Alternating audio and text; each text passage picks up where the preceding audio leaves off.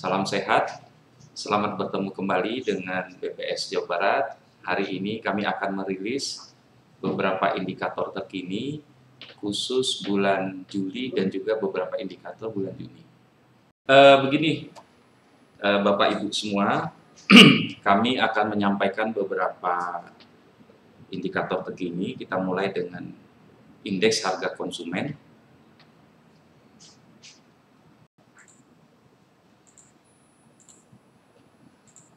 Nah, indeks harga konsumen ini apabila terjadi kenaikan harga, kita sebut inflasi, dan apabila terjadi penurunan harga, kita sebut deflasi.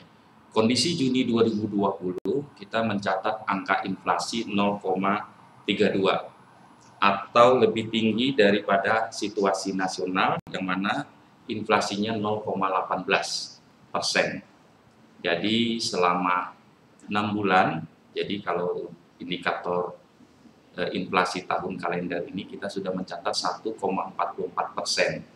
Jadi masih ada 6 bulan ke depan supaya kita mengetahui berapa total inflasi di tahun 2020. Dari 7 kota yang kita pantau inflasinya, ada yang menonjol yaitu Kota Bandung, Kota Cirebon, dan Kota Bekasi yang inflasinya cukup lumayan, sedangkan sisanya relatif inflasinya rendah. Khusus Kota Bandung ini ada kontribusi selain bahan makanan, ada yang khas itu ada mulainya inflasi yang terjadi di angkutan udara. Kalau Kota Cirebon dan Bekasi tentu transportasi angkutan darat. Dan dari 7 kota ini kondisi yang lebih menonjol adalah mayoritas dipicu oleh terjadi inflasi di bahan makanan, khususnya daging ayam ras dan telur ayam ras. Sementara ada juga bahan makanan yang turun, yaitu diantaranya beras, cabai, dan bawang putih. Kita lanjut yang berikut. Nah, dari kelompok ini terlihat di makanan dan minuman inflasinya besar, disusul transportasi dan juga penyediaan makanan dan minuman restoran. Jadi sejak era COVID Maret sampai Juni ini suplai bahan makanan itu relatif tetap stabil, hanya saja ada indikasi melalui fasilitas GoFood karena tidak ada dibukanya restoran. Adapun yang turun ini ada di perumahan air listrik dan bahan bakar. Ini diantaranya LPG ya, informasi dan komunikasi, jasa keuangan turun.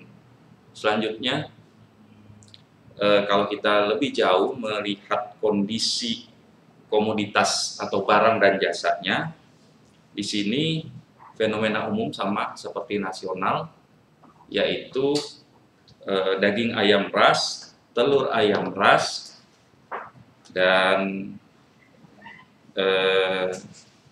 tarif kendaraan roda 2 angkutan antar kota, termasuk harga mobil ini khusus di Bekasi yang ada mengalami kenaikan.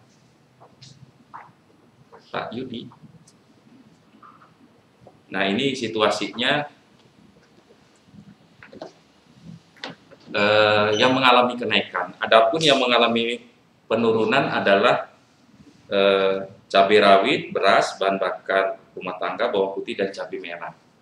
Nah, ini ada catatan pada bulan Juni ini sebenarnya karena kita panen raya yang bergeser ya, April dan sebagainya, jadi beras relatif mengalami melimpah gitu sehingga harganya terkoreksi turun. Sedangkan bawang putih ini memang suplainya bagus dari segi impor sehingga tidak ada gangguan. Selanjutnya kalau cabai ini relatif juga panen raya, hanya telur ayam ras ini ada catatan Bapak Ibu semua, kita sudah mengalami harga turun yaitu sejak bulan April dan Mei. Nah, baru bulan Juni ini terjadi kenaikan harga. Dan khusus transportasi ini adalah konsekuensi logis karena PSBB itu masih memungkinkan untuk transportasi umum berkegiatan, namun dengan kapasitas yang terbatas, biasanya maksimum 50%, sehingga dikompensasikan dengan kenaikan harga. Itulah yang tadi memicu inflasi harga di angkutan. Kita lanjut.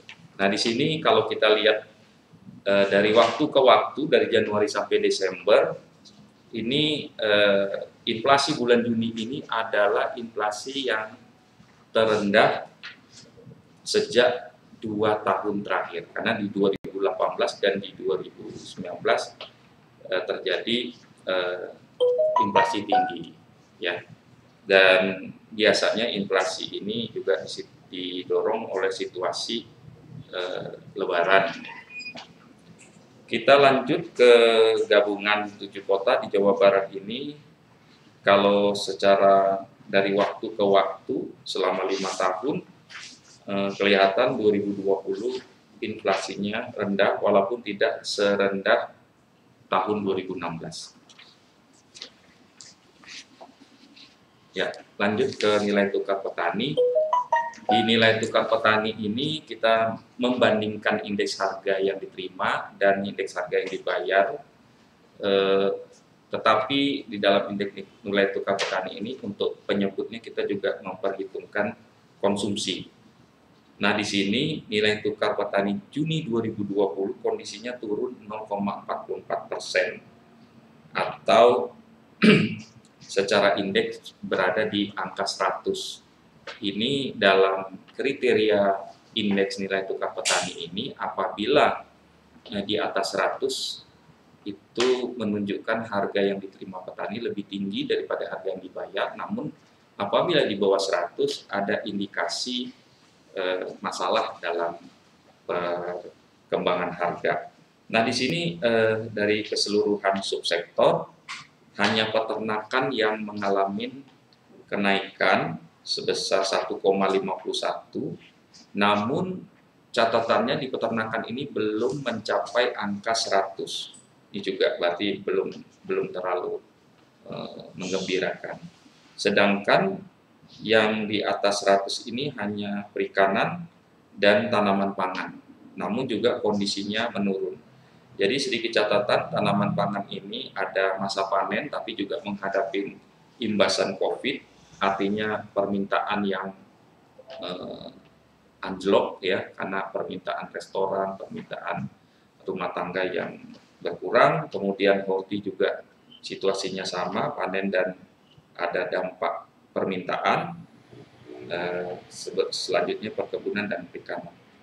Dan perikanan tangkap ini relatif sebenarnya lagi bagus produksi untuk perikanan tangkap.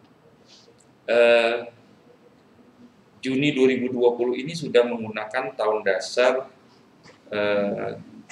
NTP berdasarkan diagram timbang tahun 2018 yang terkini. Kita lanjut. Nah, di sini dari NTP ini ada NTUP, yaitu kita menghilangkan faktor konsumsi, dan di sini dari NTUP ini semuanya juga konsisten dengan NTP, hanya peternakan tadi yang tetap juga tidak mencapai angka 100. Dan ini juga situasi yang kurang menguntungkan untuk rumah tangga tani. Selanjutnya, proksi inflasi di pedesaan adalah 0,32%. Ini kebetulan sama persis dengan inflasi di perkotaan, 0,32. Dan namun dalam struktur andil inflasi ini hanya Infocom saja yang negatif, ya. Nah, sementara yang lainnya adalah positif. Tentu saja dipicu bahan makanan, yaitu daging ayam ras dan telur ayam ras. Selanjutnya kita mengupdate harga rata-rata tingkat petani, ya. Ini untuk diketahui bahwa panen raya itu masih terjadi di Maret dan April, ya, sehingga dampaknya tentu ada di penggilingan dan sebagainya. Kalau gabah kering panen ini mengalami kenaikan tipis 0,02%, yaitu harga padi ya setelah ditebang di sawah. Sedangkan apabila dikeringkan dulu atau GKG, gabah kering giling, mengalami turun 0,2,82%. Ini situasinya karena dampak panen raya. Selanjutnya kita memantau harga beras ya di penggilingan. Di sini kita membedakan, sekali lagi di penggilingan ya, ini kita membedakan yang medium, premium dan rendah. Nah, pada bulan Juni 2020 harga premiumnya mengalami turun ya, sedangkan mediumnya naik dan yang rendahnya juga naik lumayan tinggi gitu. Nah, di sini situasinya dengan catatan juga bahwa untuk di kota-kota tertentu ada juga harga berasnya ini di penggilingannya ini lebih rendah dari HPP ya, di antara Ciamis, Kuningan, Cirebon, Sumedang, Purwakarta, Karawang, dan Pangandaran. Demikian itu untuk statistik tanaman statistik pertanian. Kita lanjut lagi ke masalah perhotelan. Ya, kita tahu bahwa sejak dampak COVID ini transportasi terutama pesawat dilakukan ban ya, jadi dibatasi sehingga dampaknya ke hotel dan restoran. Dan hotel ini sangat tajam sekali ya, perkembangan DPK-nya turun tajam ya, dan ini mengakibatkan bahwa cukup berat ya.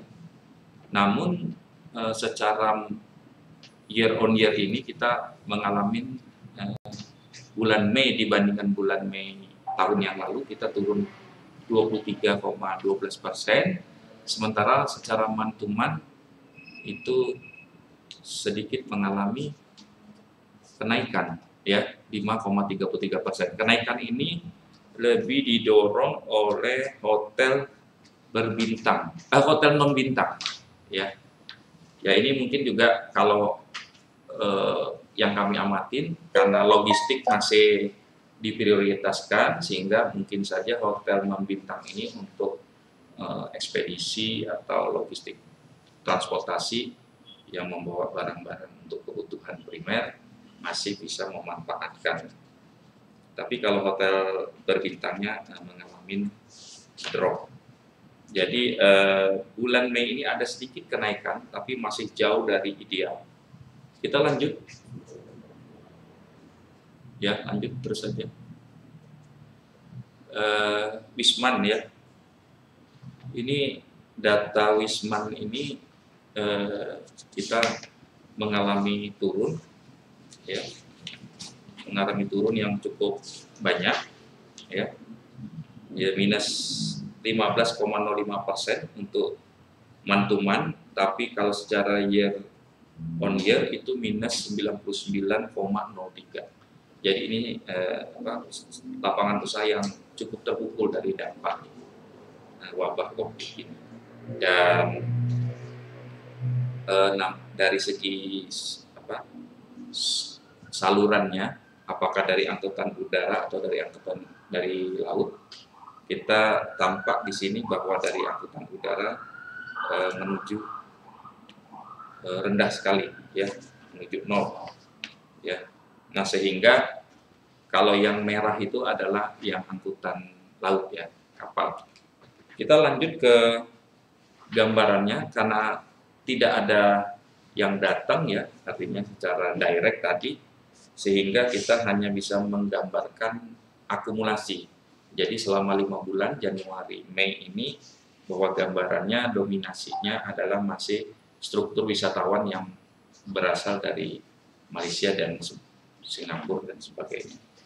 Ini juga menunjukkan bahwa statistik perhotelan, statistik pariwisata masih belum menunjukkan tanda-tanda perbaikan, karena memang banyak dipahamin bahwa di triwulan 2 ini terjadi penurunan yang tajam karena sesungguhnya Indonesia baru menghadapi tantangan yang berat di triwulan 2 ini. Gitu. Kita lanjut. Selanjutnya statistik ekspor dan impor, ya. Di sini kita coba highlight. Nah, di sini secara month-to-month maupun year on year semuanya negatif. Yang month-to-month minus 16,57 untuk non migas, sementara year on year-nya minus 44,90. Ini juga sesuatu yang merisaukan kita karena sumber pertumbuhan ekonomi Jawa Barat juga bertumbuh pada hasil ekspor. Adapun dari ekspor migas terjadi kenaikan ya dari April ke Mei itu naik 81,17. Memang kita sudah net imported ya, jadi kita memang akan membutuhkan permintaan bahan BBM ini. Lanjut. Nah, di sini ekspor non migas ini yang menyumbang penurunan itu adalah alas kaki, plastik, mesin pesawat mekanik. Ini poin-poin yang besar ya. Ini pada bulan Mei ya. Pada bulan Mei. Selanjutnya, nah ini adalah itisar daripada total nilai ekspor baik dirinci migas non migas ya, menunjukkan perkembangan yang turun dari 5 bulan akumulasi tahun 2020 dibandingkan tahun 2021 dan 2019, dan komponen yang besar dari ekspor itu adalah kendaraan, kemudian mesin dan peralatan listrik serta mesin peralatan mekanik itu. Jadi ekspor ini sebenarnya kalau 5 bulan akumulasi ini sebenarnya kalau kita rinci lebih dalam lagi sebenarnya ada catatan ada kenaikan di alas kaki gitu, tapi dia share-nya tidak sebesar daripada tadi kendaraan, mesin listrik dan mekanik gitu ya. Kita lanjut. Nah ini wilayah ASEAN-nya relatif 5 bulan tidak ada perubahan yang sangat berarti untuk daerah-daerah tujuan ekspor. Ya, kita lanjut lagi. Nah ini ekspor melihat dari ini ada indikasi ekspor pertanian ada meningkat ini ya.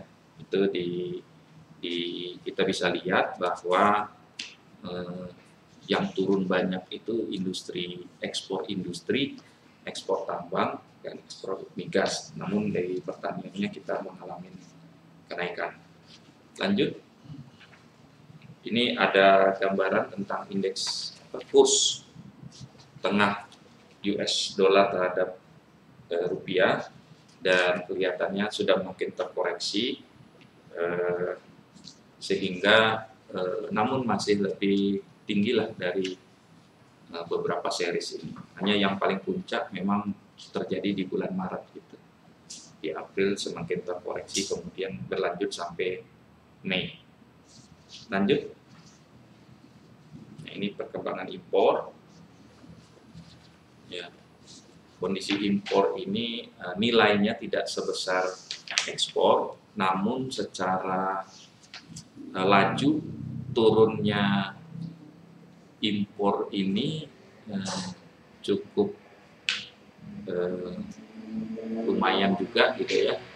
Ini secara month-to-month minus 37,48 dan secara Y on Y itu minus 48,31.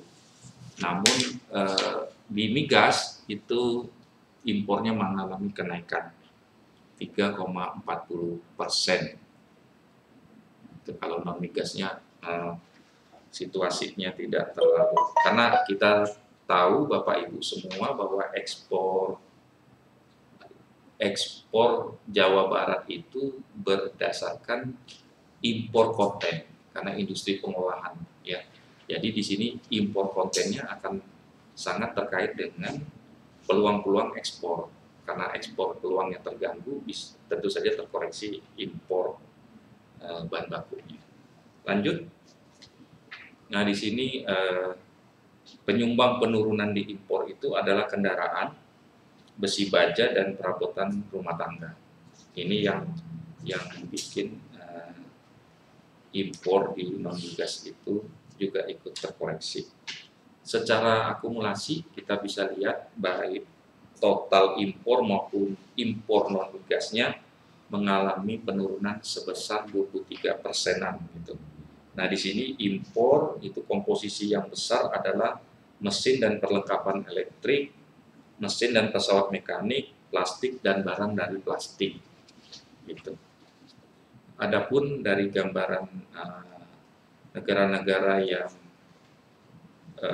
yang diimpor Indonesia itu gambarannya ada komposisinya, kita tentu saja sangat tergantung pada Tiongkok ya, kemudian juga ASEAN, Korea Selatan ya, dan Amerika gitu. Lanjut, Jepang juga karena itu masalah otomotifnya. Lanjut, secara struktur, 3 komponen impor yang besar, tentu bahan baku turun 36,51%, barang konsumsi naik 6,29%, barang modal minus 36,95%.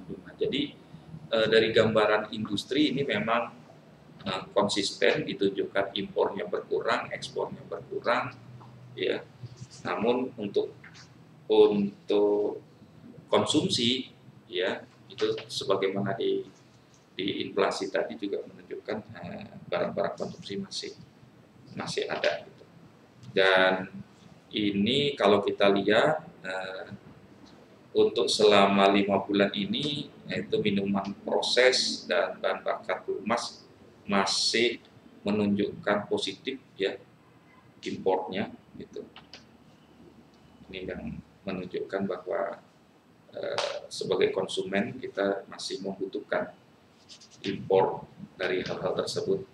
Selanjutnya dari neraca bahan makanan, ini neraca ekspor dan impor, neraca perdagangan maksudnya, kita masih mengalami surplus ya 1,04 miliar US dollar. Artinya net ekspor, artinya ekspornya masih di atas impor. Dan kalau kita lihat secara akumulasi dari Januari sampai Mei juga masih mengalami surplus 6,94 miliar. Ya, ini artinya secara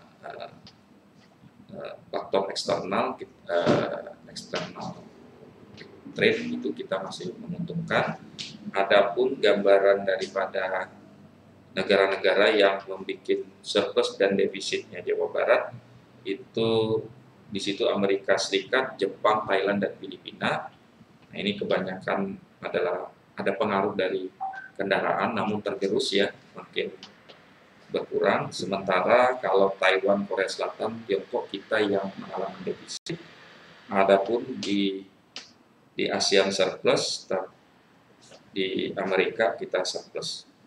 Demikian sekali lagi hari ini inflasi di Jawa Barat ya sebagai resume bahwa inflasinya dipicu oleh kenaikan harga bahan makanan daging ayam ras dan telur ayam ras, namun juga ada catatan bahan makanan beras dan cabai serta bawang putih juga turun.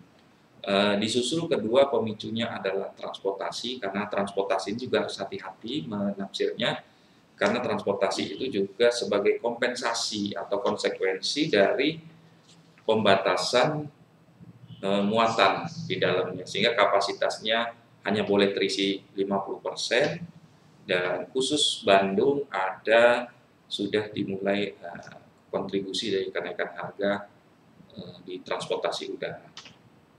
Kalau kereta api masih belum, dan gambaran dari nilai tukar petani tadi memang untuk pertanian rada tertekan di saat agak panen raya, tetapi daya beli masyarakat terganggu sehingga permintaan restoran, hotel, dan konsumsi rumah tangga masih belum stabil, belum pulih, sehingga masih tercermin di indeks nilai tukar petaninya berkurang. Dan kalau statistik perhotelan karena pengaruh eksternal ya, masalah transportasi udara tentu juga masih belum menunjukkan tanda-tanda kembali ke situasi semula. Demikian yang bisa kita sampaikan. Sekali lagi terima kasih atas perhatiannya. Semoga bermanfaat dan salam sehat untuk kita semua. Wassalamualaikum warahmatullahi wabarakatuh.